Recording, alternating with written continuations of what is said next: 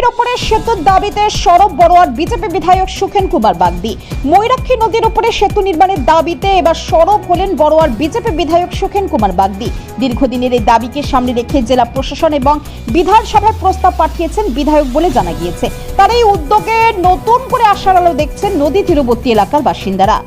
বড়ুয়া ব্লকের সর্বশ্রী ঘাটে ময়ূরাক্ষী নদীর উপরে দীর্ঘদিন ধরে একটি স্থায়ী সেতুর দাবি জানিয়ে আসছেন স্থানীয় বাসিন্দারা। এলাকায় সেতু তৈরি হলে অন্তত 50টি গ্রামের মানুষ সরাসরি উপকৃত হবেন। বর্ষার সময় নদীর জল বেড়ে গেলে যাতায়াতের ক্ষেত্রে যে চরম সমস্যার মুখে পড়তে হয়, স্থায়ী সেতু তৈরি হলে সেই সমস্যা অনেকটাই মিটবে বলে আশা করছেন স্থানীয়রা। স্থানীয় সূত্রে জানা গিয়েছে, এর আগেও সর্বশ্রী ঘাটে কজওয়ে তৈরির উদ্যোগ নেওয়া হয়েছিল। ব্লক প্রশাসন, সংশ্লিষ্ট এলাকার জনপ্রতিনিধি এবং মুর্শিদাবাদ জেলা পরিষদের পক্ষ থেকেও এই বিষয়ে উদ্যোগ নেওয়া হয়। এমনকি জেলা পরিষদের তরফে কজওয়ে তৈরির প্রস্তাব নবান্নেও পাঠানো হয়েছিল। তবে অর্থ বরাদ্দ না হওয়া এবং সেচ দপ্তরের অনুমতি না মেলায় সেই উদ্যোগ বাস্তবায়নের মুখ দেখেনি বলে জানা গিয়েছে। এবার সেই জায়গায় স্থায়ী সেতুর দাবিকে সামনে রেখে এনে উদ্যোগী হয়েছেন বড়ুয়া বিজেপি বিধায়ক সুখেন কুমার বাগদি। তার দাবি, বিষয়টি অত্যন্ত গুরুত্বপূর্ণ এবং এর সঙ্গে বহু গ্রামের মানুষের যাতায়াত ও নিরাপত্তা জড়িয়ে রয়েছে। বিধায়ক সুখেন কুমার বাগদি বলেন, আমি এই এলাকারই বাসিন্দা, চোখের সামনে অনেককে ভেসে যেতে দেখেছি। এছাড়াও 50টিরও বেশি গ্রামের মানুষ এই সেতু তৈরি হলে উপকৃত হবেন। তাই জেলা প্রশাসন থেকে বিধানসভায় প্রস্তাব পাঠিয়েছি। আশা করছি এবার সেই সেতু তৈরির কাজ বাস্তবায়িত হবে। বিধায়কের এই উদ্যোগের পর দীর্ঘদিনের সেতুর দাবি কতটা বাস্তবায়িত হয়, এখন সেদিকেই তাকিয়ে রয়েছেন ময়ূরাক্ষী তীরবর্তী এলাকার বাসিন্দারা। দেখুন, আমি নিজেও গিয়েছিলাম, আমি নিজেও এলাকার বাসিন্দা।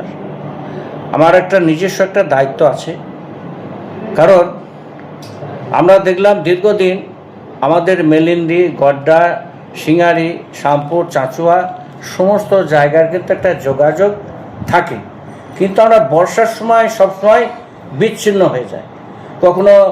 কখনো ছেলে মেয়ের আসতে গিয়ে কখনো নদীতে পড়ে যাচ্ছে, তারা ভেসে চলে যাচ্ছে। হয়তো নদীতে সবসময় লোক থাকে বলে সেই ছেলে মেয়ে দুটোকে বাঁচানো হলো, নাহলে হয়তো এই বছরই তারা ছেলে মেয়ে ভেসে চলে যেত।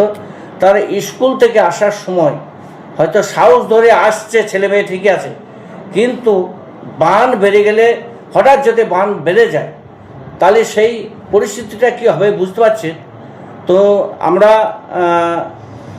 গত 2 মাস হলো প্রায় আমরা ওই ভাষা ব্রিজের জন্যে আমরা আবেদন রেখেছি।